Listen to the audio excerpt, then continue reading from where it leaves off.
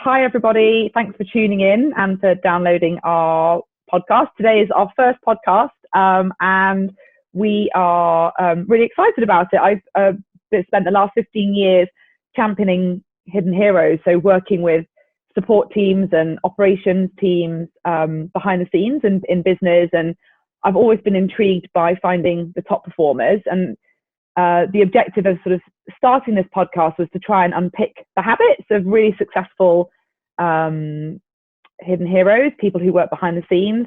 And we want to give everyone the opportunity to have their voice heard. So I'm Savannah Joss, and I'm the CEO of Joss Search, and my voice gets heard all the time. But there are lots of really great people in business who are doing amazing things that don't have a platform to be heard. And that's what this is all about. And we're really lucky to have Mao join us. He's been a champion and supporter of Joss Search. We've known each other for a long time. And he's kindly agreed to be our first guest. So welcome, Mao. Thank you. Thank you very much. Hello, everyone. Thank you very much for agreeing to be here. You've got such an interesting story, and I'm really hoping that people will learn some great tips about your amazing mindset when they leave this. So I guess strange times we find ourselves in, right? We could say that, of course. How have you found the last 6 weeks in isolation? How's your life changed? Well, it's just getting used to working with different people, because of course that I live with my husband, and I also live with my 23-year-old nephew. And although we have a lot of space, we have a house, and we can find each other a corner, you're together all the time. And as much as it's, I find it's a blessing, because I've never had the opportunity to be with my nephew for that long period of time. It also, we're all human beings, and we get, frustrated with people's behavior. So that's first, is the cabin fever, to be contained all together for long periods of time. But also just the weirdness that you're not doing the things that you would normally do. I, for one, I am enjoying being at home. I have a healthier routine. I'm eating much healthier because I'm cooking all of my meals, and I'm exercising outdoors. Thank God the weather has been better. Yeah, it's been unbelievable. So there are lots of positives out of this, but I think that the first challenge for me, it's been to be confined with people that you're normally not staying together for that amount of time, even though it's family. Yeah, and how have you guys set up your working environment? Yes, so I am a bit antisocial. So I have created myself a corner in one of the bedrooms upstairs, and my husband and my nephew have set up themselves on the dining table, and they work really well together. I rather have a bit of peace and quiet, that I can read, I can listen to whatever I'm doing, and I can focus on what I'm doing. And when I want to have company, I go downstairs, we have a cup of tea, and I come back. It's nice that you got the space.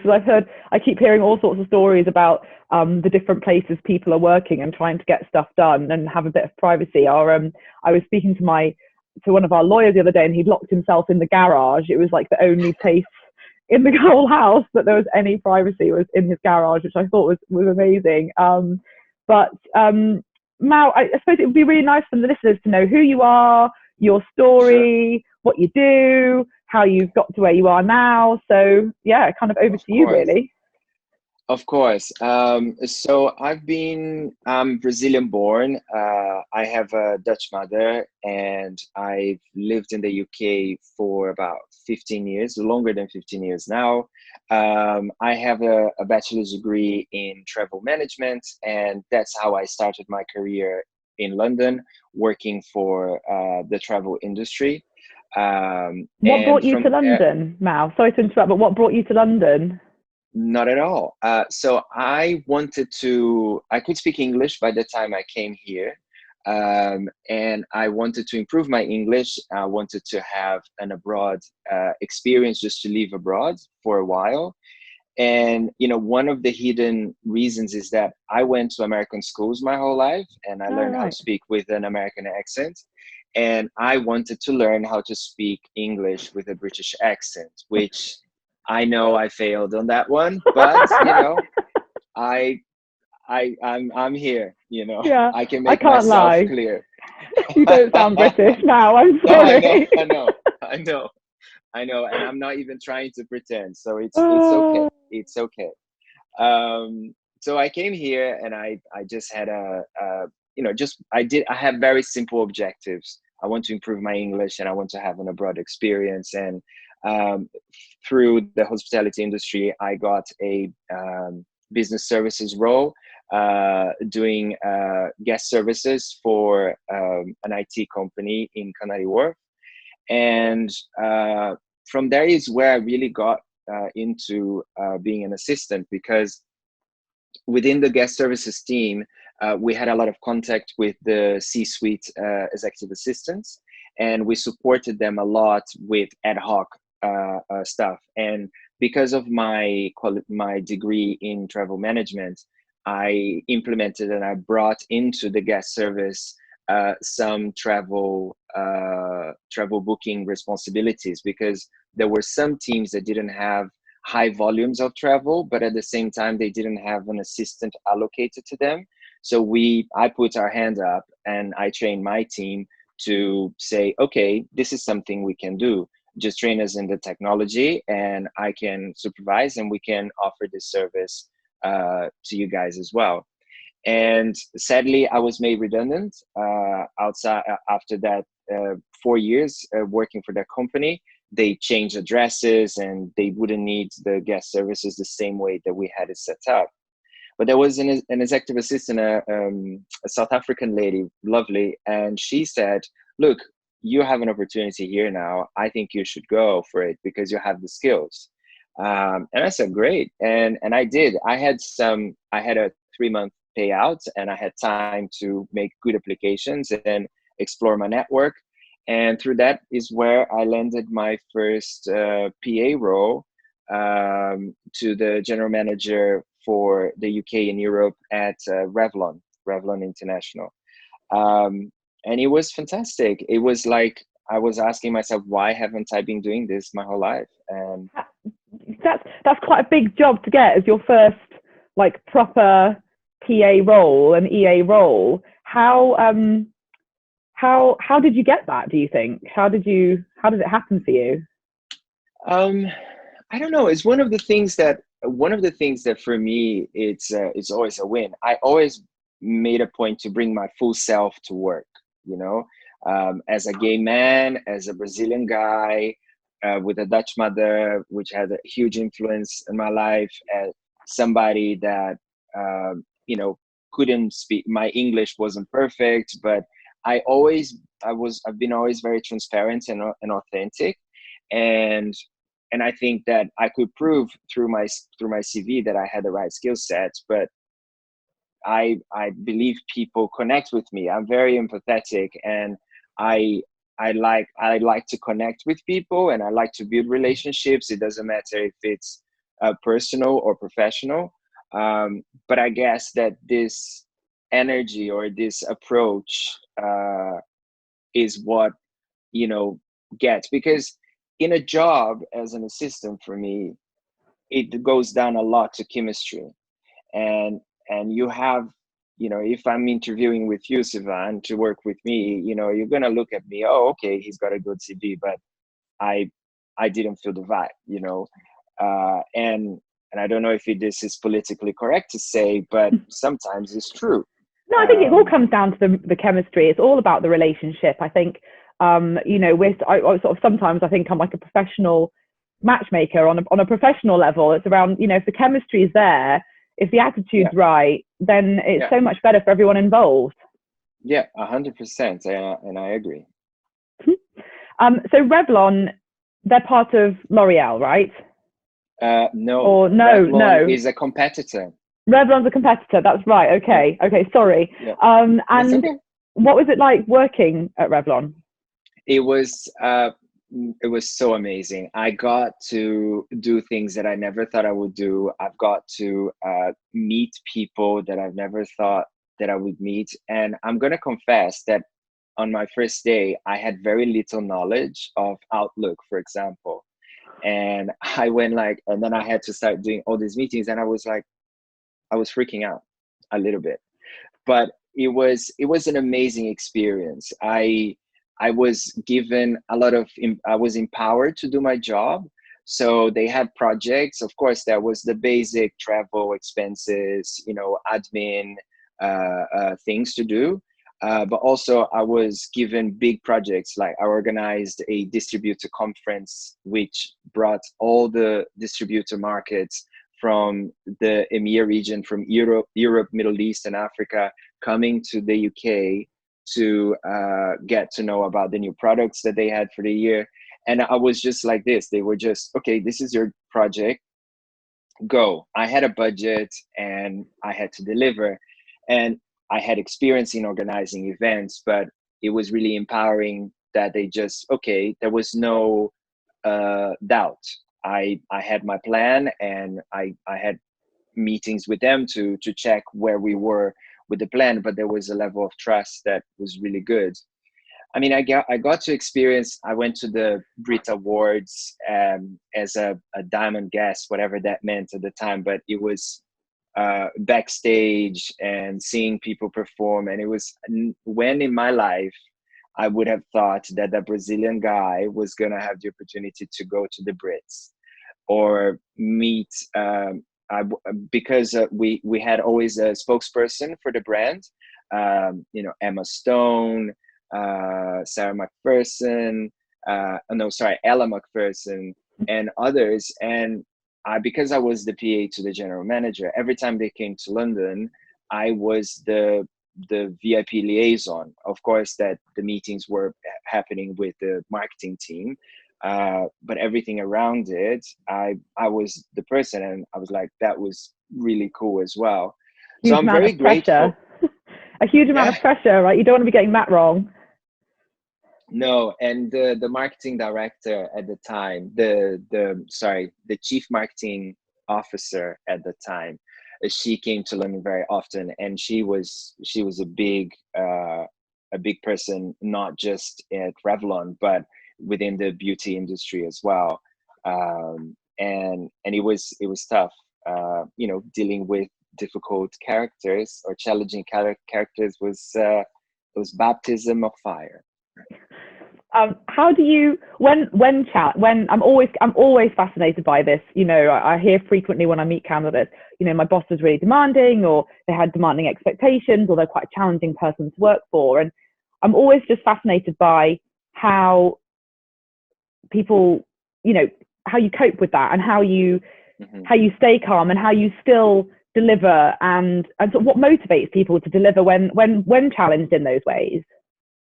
Yeah, I mean, at Revlon, I didn't have this very clear to me. I would say I think that's something that developed through my career, which um, today what I say is that I have I have a purpose. I don't see the job as a box and as a list of tasks or a job description. I see it as a purpose. I do what I do because I want to make things work.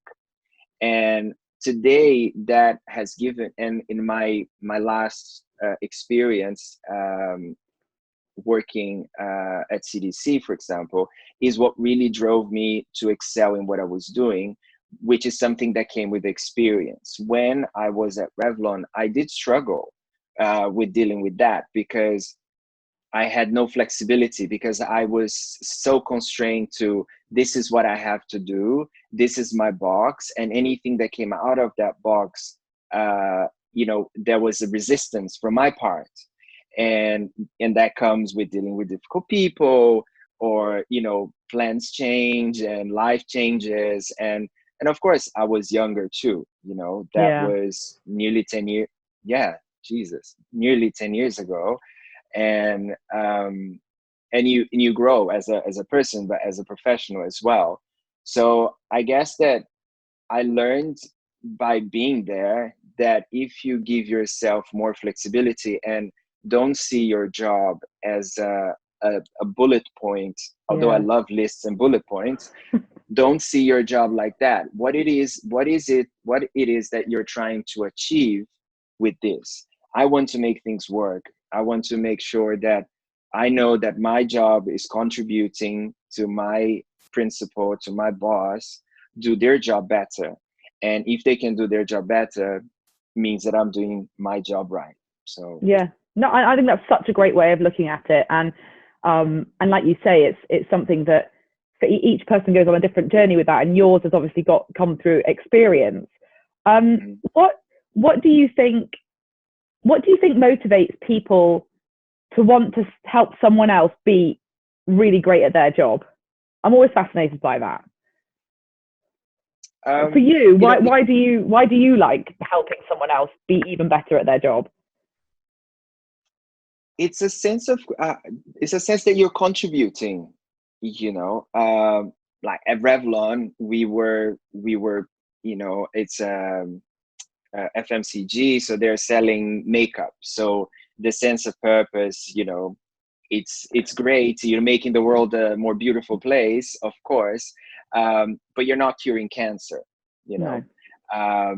And I guess that if there's a sense of contribution, is a sense that your work is giving someone else or something else the opportunity to grow and to excel.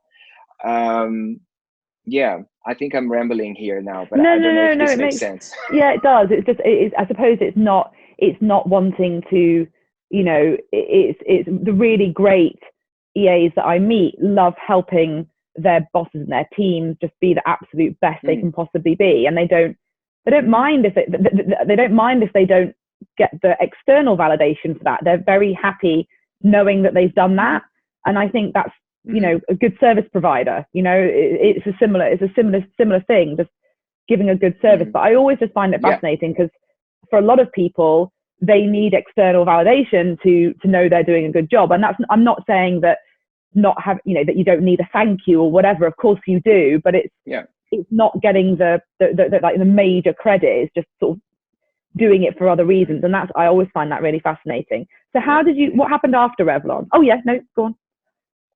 Oh no, what I wanted to say as well is just that there is a common trait on support teams, that you can go, very often we are very empathetic. We're all most of the time empaths, and we have good emotional intelligence, and that sense of wanting to help and contribute to someone else but you, I think is inherent of those qualities or of those habits that you have. So that might be also, it is common. That's why people want to help. Yeah. So how did you leave Revlon, and what happened next? Well, it's your fault, because I got a job at CDC then because of you guys.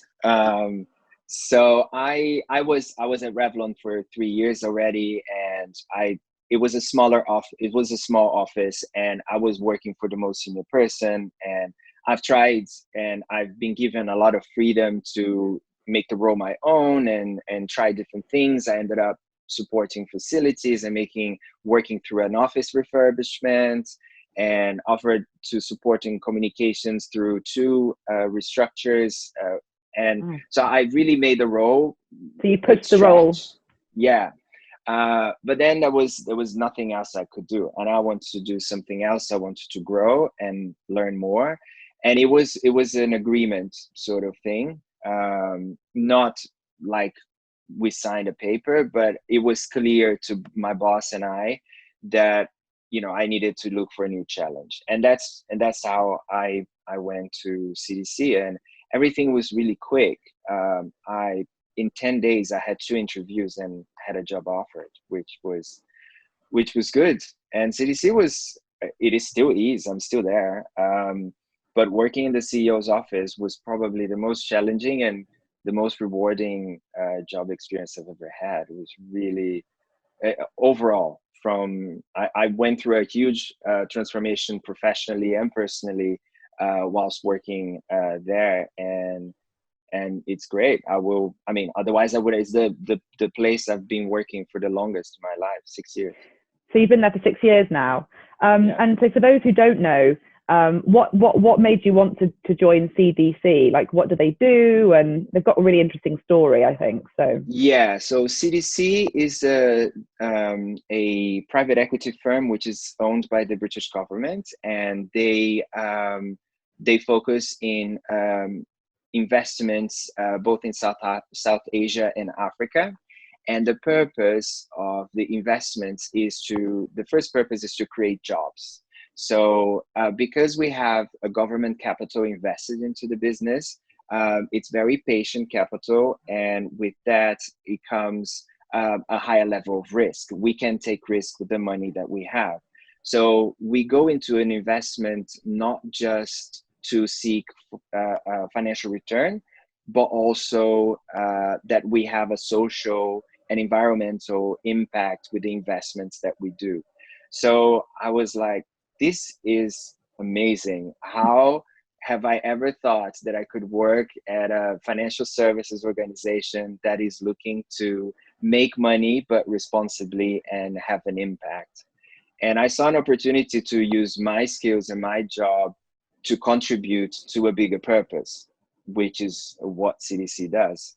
And I did. And I think that has given a lot of oomph and power for me to perform and achieve what I achieved whilst I was working there. So tell us about your time there. So I was hired by Diana Noble, which was the then CEO. And for the first 3 years, she was the CEO, and then she left. The first 6 months were really difficult. To break through the trust barrier for both of us, it was a challenge. But once we have crossed that barrier, we found ourselves, and we found a very good communication channel. Sometimes we didn't even have to talk anymore because we knew what each other needed, what each other wanted. And it was really rewarding. Diana is a very private person, but really kind and very assertive, and taught me a lot. Probably, she taught me a lot. I remember once, which is a low. I was doing a schedule of, we were hiring new non-exec directors for CDC's board. And I think it was the first time I was doing that. And we had to get high net worth people internationally to do interviews with a number of high executives of CDC, extremely busy, and other board members. So it was a schedule nightmare. And there were internal, external people. And I remember that I was with her on the phone. She was not in the country. I was with her on the phone, and then I had the schedule in front of me, and she was asking all of those questions. No, but I need this person to speak to this person at this time. And I was like, no, you can't do that because this person is, I don't know, in Italy, or this person is traveling, blah, blah. And then but I need this person to speak to this person at this time. I said, no, that's not possible because this and this and this is doing this and that. She took a pause and she said, Mao, I need you to tell me what you can do, not what you can't do. Very good advice. I took a deep breath and I said, that's me back in my box. And I will take a step back and I'll call you back in a while once I have answers to what I can do. So it was, you learn with that. And I never forgot. And it was great advice, And how's that changed? How did that moment change how you provided support going forward? Oh, I would go into her office. If I needed something from her, I would go into her office with maximum 3 or 4 bullet points that I needed to ask her. And I constructed sentences I was very assertive. I was like, this is what happened. I need you to do this. Yes or no? No. Yes. And it was very efficient. And then her feedback made me more assertive. And me more assertive made me more efficient for both of us. I was not wasting my time, and she felt that she was not wasting her time either. So yeah, that was good. And if when it comes to like understanding priorities, you know, and being able to understand the pressures that your bosses are under, and prioritizing. You said that towards the end of your relationship, you didn't really need to talk. You just sort of knew.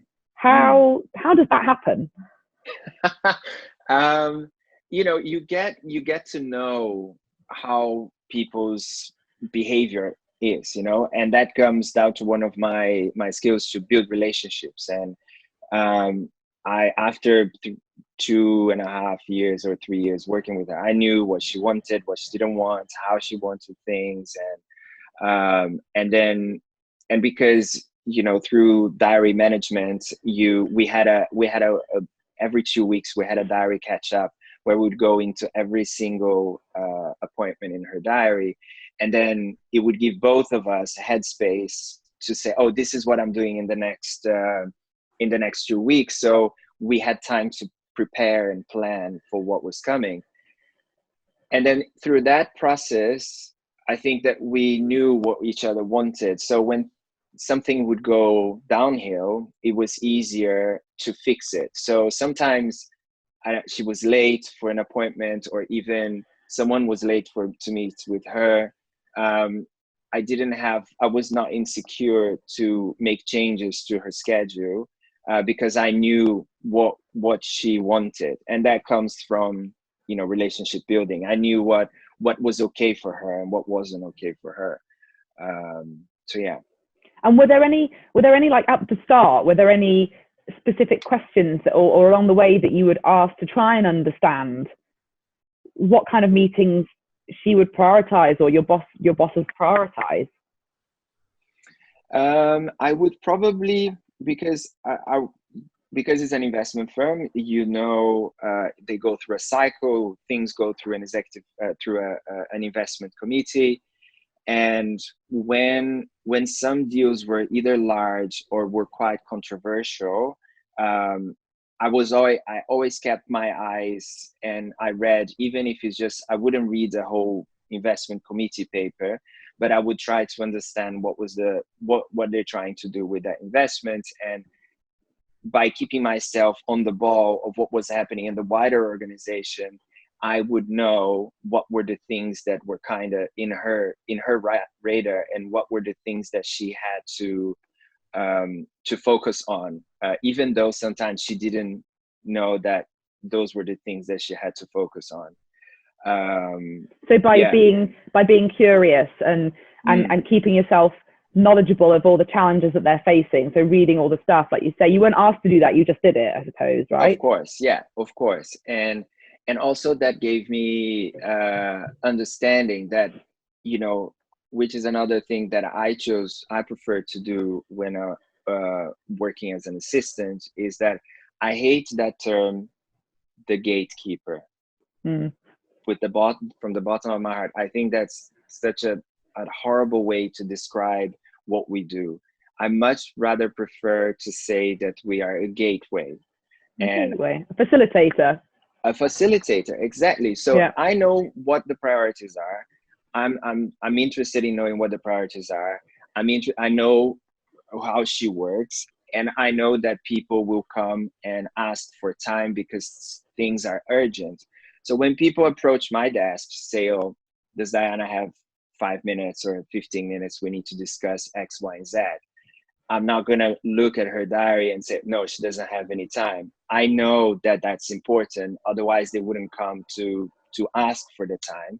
So if I didn't know what to do there at the moment, I said, give me some time. Let me see what I can do. And I would work something out. If it was to grab her in between meetings, if it was to shorten one meeting 15 minutes and then start the other one 15 minutes later. I always try to, have an open mind and be flexible on how can we make that work. But you need to, it comes to that mindset, right? Something you mentioned at the beginning, and it's something that I repeat a lot when I'm talking to people is, I never saw my job as a squared box with tasks. I had a mindset. I had a purpose. Like, I want to make things work, and if I can facilitate this here, I feel that I did a good job. Yeah, that makes sense. That makes sense. And so, what are you doing now at CDC? Are you're not still working for Diane, obviously? No. Dana has left after 3 years, and then they have now Nick O'Donoghue, who's been there since 2000 and I don't know, 3 years ago, something like that. I can't remember. And so I worked through the CEO transition, which was something I never thought in my life I would do, and I deliberately wanted to do that, because it's not every time in your career that you have that opportunity to work with two CEOs at the same time.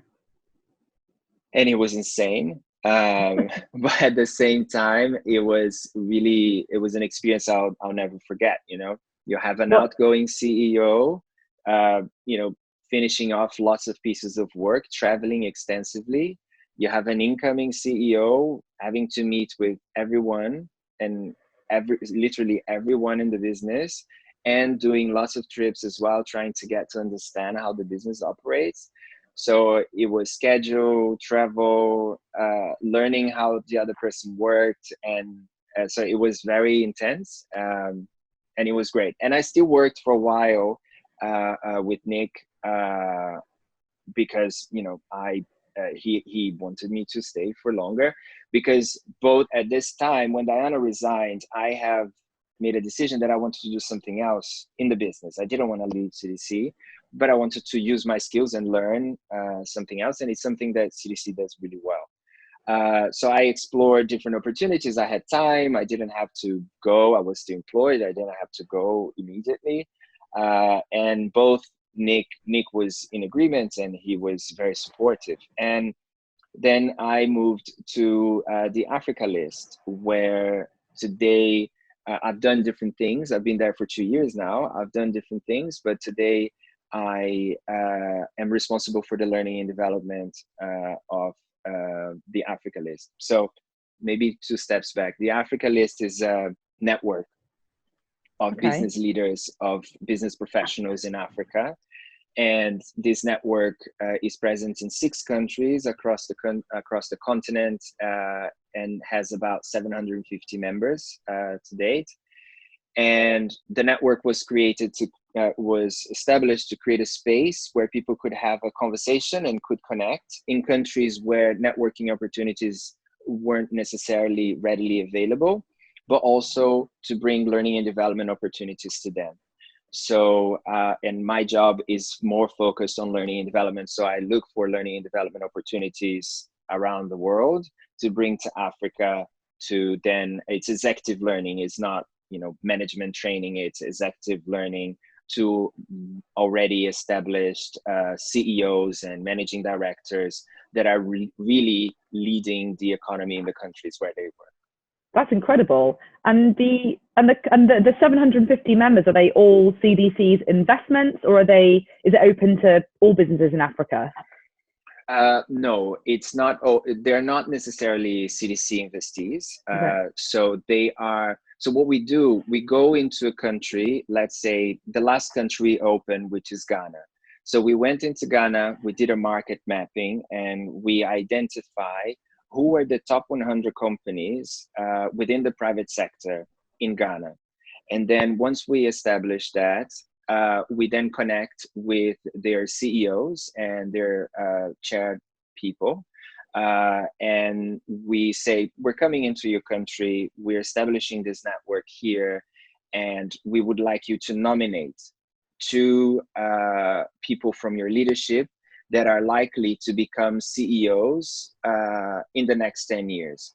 So we have a very specific demographic, trying to connect them at that stage of their career. And then once they nominate, we invite them, they make an application, and then depending on the profile and the quality of the application of these prospective members, then we say, welcome to the network, you're now a member. And then through networking events every 3 months, quarterly events, we bring this community together. And next to the event, we have the learning and development opportunity element of it, which are workshops or master classes that normally happen 2-3 hours just immediately before the event. Wow, that sounds like so interesting, and what a valuable tool for people. How did that happen? So how did you end up getting that job? Well, I've always been very passionate about the Africa List. The Africa List was established shortly after I joined CDC, and the guy who found the Africa List, who established from nothing, is a guy called Dirk Holzhausen. Is a Zimbabwean guy, ex-army, and he's a professional relationship guy, and we connected at an early stage. And I went to him, I said, the quality of what you guys are doing here is really amazing, and I'm very excited about this. And basically, when are you going to get me a job? And nice. So through that, and of course that it was years in the making. I was not experienced enough, and I had a lot of passion for the project and for the program, but I had things to learn, and I was aware of that, and so was he. So when the opportunity came, they had a job opening, and I applied, and I got the job, and it was as simple as that. And what was you said that you felt like there were some skills missing. What did you have to do to upskill yourself to be able to do that? Yeah, well, even before the transition, of course, that I think that the whole mindset and, the knowledge of the company and my relationship management skills all were very positive and very good. But even the 6 months of the transition were quite difficult as well, because one of the main thing was about boundaries, setting up boundaries. Because in a support function, I was always bound to someone else's priorities. I was very proactive, but my output was always connected with someone else's output. Yeah. And I was the yes man. I had to say yes to everything and everyone, and then I'll deal with it how it came. And in this role, I was responsible for my time management and for my own output. And because I was the yes man, learning how to set my boundaries was through the hard way. I started to take too much on, and then the quality of my work started to be compromised. And but now it's much easier. The assertiveness that I learned to go into my CEO's office to say, look, this is what you need to do. These are the things I need from you. I was able to then transfer to being assertive on setting my own boundaries on my work. And do you think, having gone through that journey and having gone from, I suppose, having your workflow dictated to you to then dictating your own work, are there skills that you've learned now that would have helped you as an EA? Like, do you think all EAs should say yes all the time, or do you think they should say no sometimes? Yes, no, of course. I think that learning how to set boundaries is always good. And so it definitely is good. And it's all, but I find it very difficult to talk about this because it's a very thin line to becoming that boxed. I get that.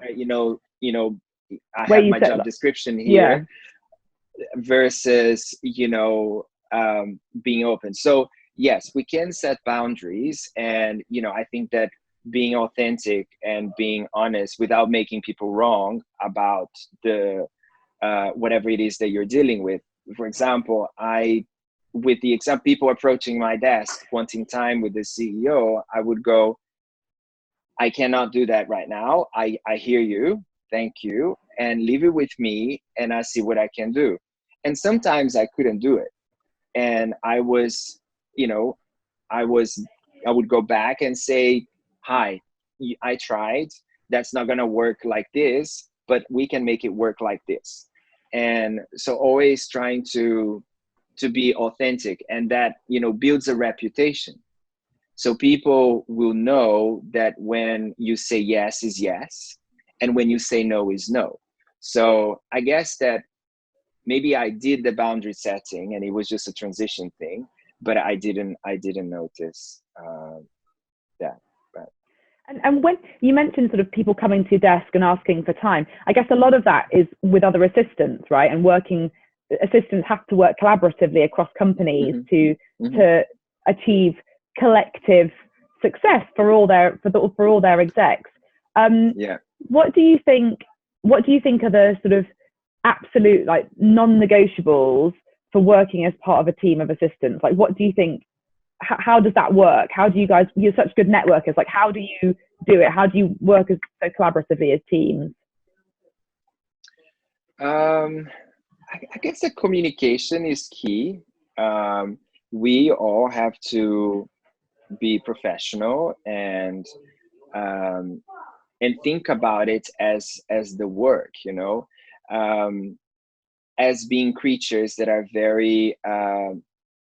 creatures that are empaths and creatures that are emotionally intelligent.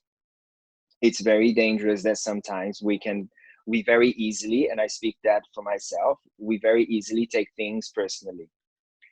And trying to keep that in a professional way, and the same way that you're authentic with your manager, with your boss, and with people coming to your desk, you have to replicate that. It doesn't matter if it's a colleague, support assistant or not. So communication is key, and being clear, being transparent. Sometimes we get really confused or get lost into things that are not said properly. Sometimes you're in the heat of the moment and you're a bit stressed, and you say things, and then, but what do you mean by that? And then let's just keep it clear, keep it simple. Less is more.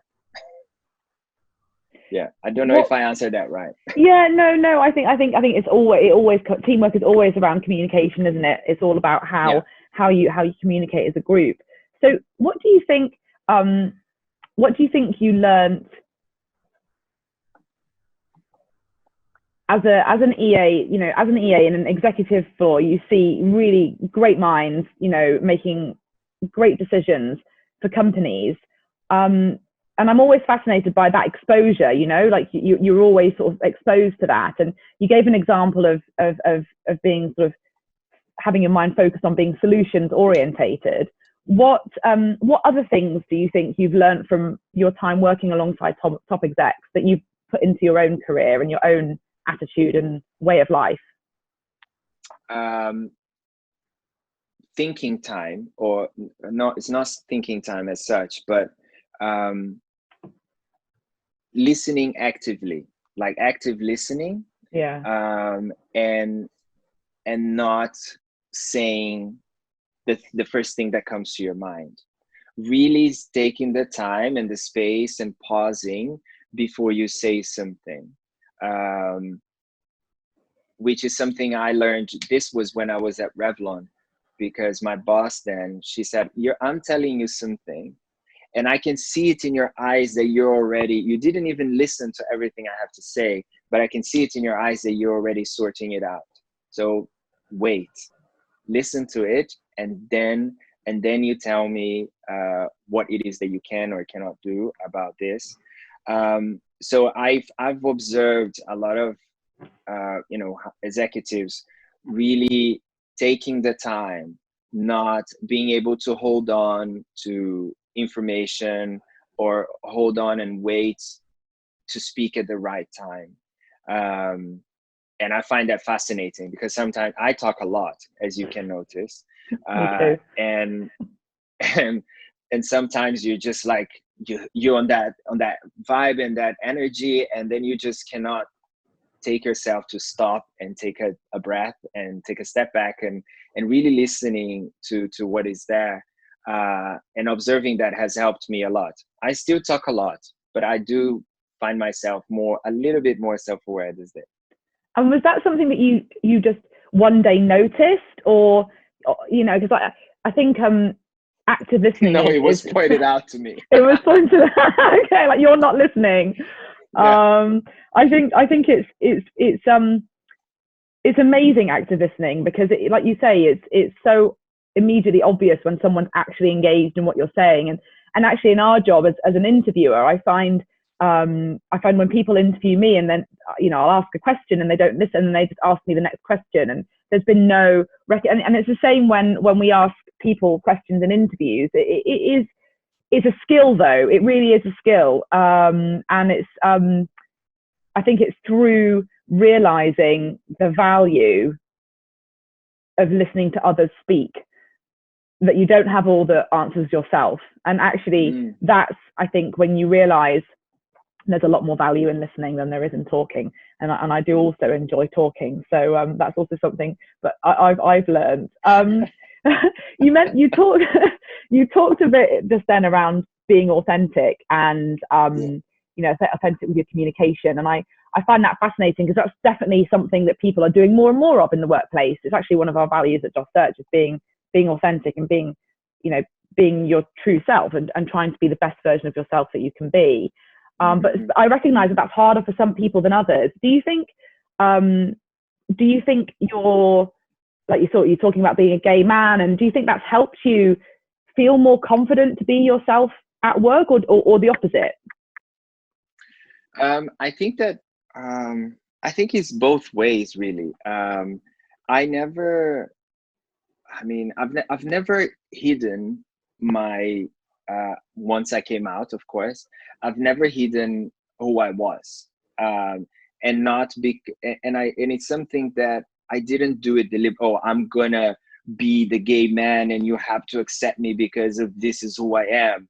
It was just natural. So much so that when I had my interview with Diana at CDC, I remember sitting down there, and then we were talking about, and then my husband came up into conversation. But I didn't do that deliberately. I didn't say, look, this is, you have to know that I'm a gay man. Yeah. No, it just came up into conversation. It was just natural. And I guess that because of that, there's some truth in it. I'm not going to say that I always get it right, but there's some truth in being authentic and being able to bring your full self. So much so that we have myself and other colleagues, we established the first LGBT network at CDC. The company has more than 72 years and never had a network of any kind. And since we created 2 years ago, it's been a great success. We, with the success of the LGBT network, other networks have emerged. The gender network, the African network, the parents and carers network. And now we have a wealth of networks at CDC, which are the backbone of CDC's diversity and inclusion strategy. We have a diversity and inclusion committee. We have one of our managing directors heading that initiative. And it makes me really proud that because of something we created 2 years ago, we have brought diversity and inclusion to the center of the discussion at CDC. I get goosebumps to talk about that. Yeah, I've got them now, because I think that's incredible, because we're all so different as humans, and we all have totally different passions.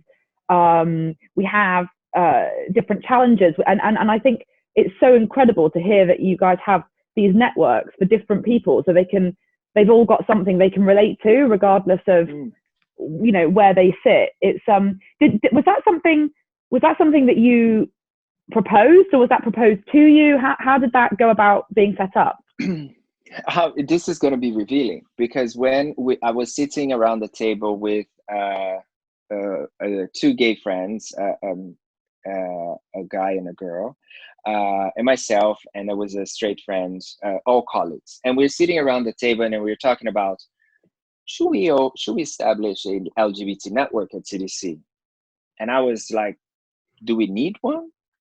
Because I was so free and I was so authentic, and my sexuality was never an issue at CDC, and I was selfish. I assume I take that on You board, assumed that I was everyone was selfish. the same. Yeah, that everybody was the same, and then my colleague, who had previously worked at a different company, said, look, the LGBT network at my previous job was really the foundation and the support I needed to come out. Wow. So I said, okay, I'll shut up now and let's make this work. Let's get this going. And then we did. We as a group, we created terms of reference. We set the objectives of the network. What did we want to achieve with that? Even before we went out to do anything. So we created a network, very simple, to just create a safe space where people could be themselves in relationship to their sexuality or gender identity. And also we wanted to raise awareness of LGBT issues, both in the UK, in Africa, and in South Asia, because a lot of people are traveling to those markets, some, LGBT people or not, and they are unaware of the troubles that they face. I mean, I had to travel to Uganda a couple of times, which obviously I'm not going to come out of the plane with a rainbow flag, but at the same time, you've got to be aware. I don't know what the kind of people that I'm going to meet, or what danger I might put myself on. But it was great that then we started with very simple objectives. We organized networking events, and we sourced amazing speakers and brought different discussion topics that really we wouldn't otherwise have the space to do. And it was not about, oh, we're beautiful, fabulous, and we are infallible as drinking champagne. No, let's be serious, and let's be comfortable with the uncomfortable, and talk about things that are happening out there, and we don't necessarily have the space to talk about it.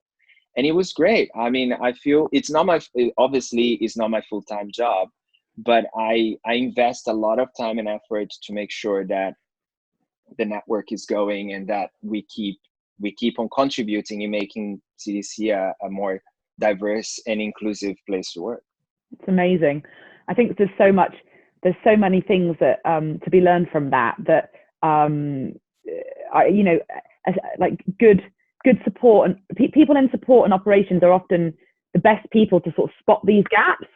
You can spot the gaps of how something can be better, or where you haven't got something right now that you should have. And I think it's just about finding the voice and feeling okay to actually say it and come up with a solution or an attempt of a solution of how you might be able to plug that gap. And I think it's really relevant right now, where there are so many gaps everywhere. Like, this is just completely unknown for everyone, and there's things are just going to change even quicker than they always have. And so there's just more and more gaps are going to appear, which just means more and more opportunity to take control and add input and be responsible for making something amazing like that in a company that perhaps has enabled people to feel more authentic and more themselves at work. It's just one really great example. What do you I'm just conscious of time. We've been chatting for ages now. Okay. Finish off with a couple of questions, I suppose. What advice, obviously you're not you're not currently in an executive assistant role, but if you were, and what advice would you have to anyone right now who doesn't have that physical interaction with their boss? Or and same for you, you've obviously got a boss. Like, how are you guys doing your communication and making sure that you're still working as a team? We have weekly catch ups as normal. I guess that because everybody travels a lot, and we kind of worked on a remote basis because people are always traveling. So we have technology that we use to keep ourselves connected and working collaboratively.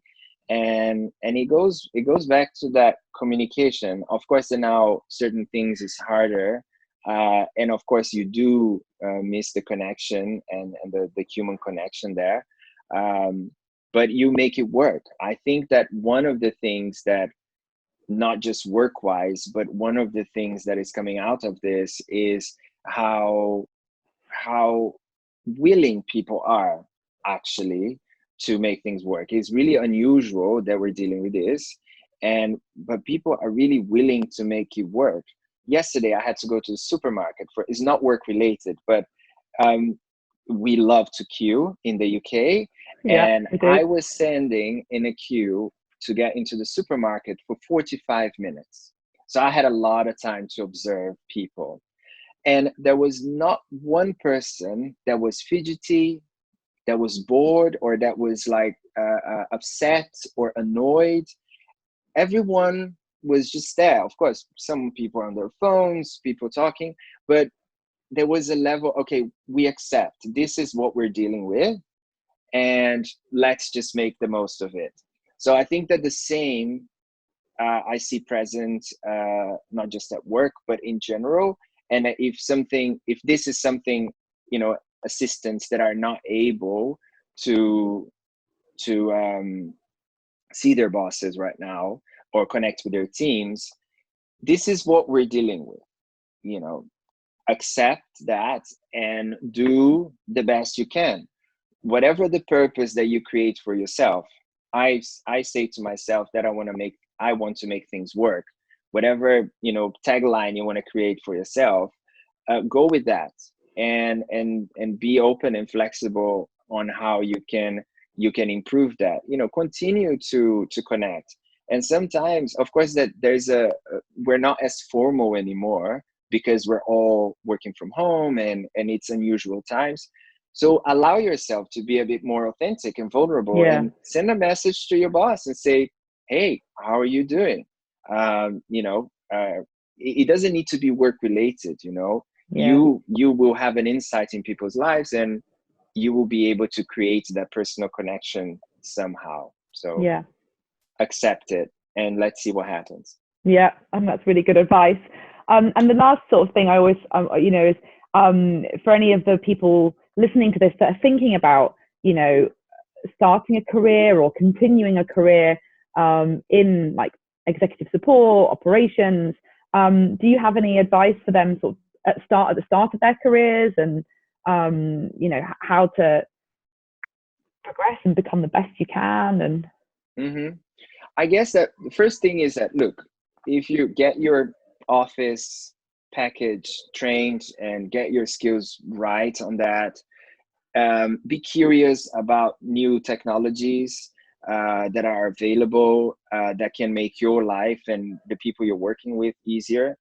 But this is things that even if you're in the job, you can learn. Technical skills you can always learn. And I'm a great believer. I've interviewed a lot of people for support roles.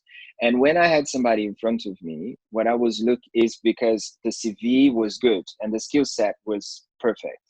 But what I was looking to understand when I'm interviewing someone is, what is your mindset?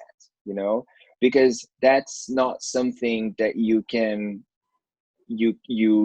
fit, or is something that you learn, of course. But depending on the organization, you need to have one mindset. You go to a different organization, you need to have a different mindset. But what I would suggest is that if you want to have a career, if you want to start in a career in a executive support, do it. It's great to have the opportunity to connect with so many people. Just have the right mindset. Come to it because you want to serve, and because you want to be a contribution to something bigger than you. whatever Yeah. the business it is that your company has, come into it with the right mindset. The skill set, you can sort it out, but come into it with the right mindset and you will excel, I'm sure. Amazing advice. I think so relevant. Two really relevant things. The mindset piece right now has never been more important because, you know, it's such a challenge for everybody to like you say, to just know what the future's gonna, you're not gonna know. So you've just got to sort of roll with it and do the best you can right now to aid. But equally, the tech thing I think is a really interesting point that you mentioned, because it's something I feel really quite strongly about over the last few weeks. I think it's going to be a huge part of the roles going forward, you know, around is it scalable? Is it automated? You know, is it the most effective it can possibly be? And I think people in support and ops, that's their chance to like really find the best tech and platforms that can be integrated right now into the businesses you work for that will help everyone be more effective. And actually making yourself have really strong tech skills, I think has never been more important. I think Word, Excel, and PowerPoint are like the right basics now. It's like, are you an expert in Teams? Are you an expert in Slack? Yeah. You know, are you, and actually these are all things that I suppose a few months ago we'd have probably heard and been like, yeah, whatever, like that's not going to work for our organization. Whereas overnight, some companies have just implemented Teams and now they're all working on Teams and no one knows what the hell they're doing with it. So great opportunity to learn all about Teams so that you can be the Teams expert in the company, you know? So yeah, but well, thanks, Mal. Is there anything else you wanted to say or? No, thank you. This is very exciting. It's been quite some time that I haven't spoken about my career in this length. So it's really great. Well, thank you. I'm very humbled by your invitation, and good luck in the next one. And get going. Thanks very much. I really hope that our people listening will be able to take some tips that they can implement every day. And as I said, I find your story, I find the stories of executive assistants, people in ops, just so fascinating. I've been doing it for 15 years and I'm still more fascinated than ever. So I think hopefully it will be of use for people. So thank you very much. And I look forward to speaking to you soon. Great. Thanks, Yvonne. Thank Cheers, you. Mal.